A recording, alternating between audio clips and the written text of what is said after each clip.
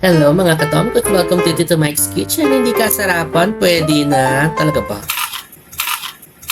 Oh my God! Ito nga, magluluto tayo ng lechong kawali. Ito, madali lang to. Ito nga, bumili ako ng half a kilo baboy yan. Lechong kawali. Meron naman to sa mga groceries. Yung isang slab na to, hindi ko mabasa, girl. So, this is 446, 446 yung ganyan.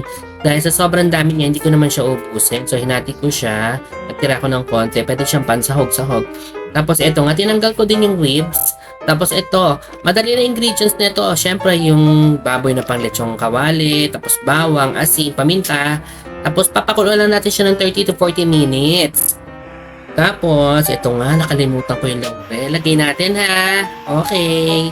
Ayan, malambot na nga. Tapos, i-rest natin siya for mga 10 minutes, ganyan, hanggang sa lumamig. Tapos, tusok-tusukin ng kutsilyo or tinidor, tapos pahiran ng asin.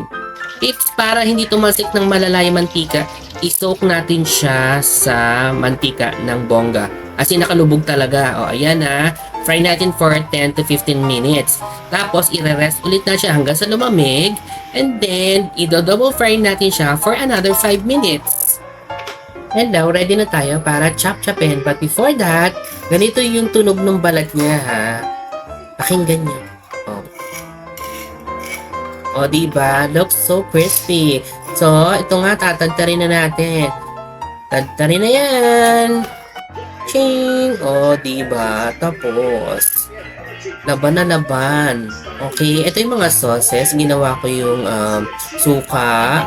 Tapos yung bumili kami ng tsara. At saka simbang Tomas. Guys, hindi to basta-basta. Super sarap niya. Don't forget your gamot, ha? Mga ka-Tomgots, paki-follow na rin kami sa TikTok, sa Instagram, at sa Facebook. At syempre dito sa YouTube, ha? Baka di ka pa nag-subscribe.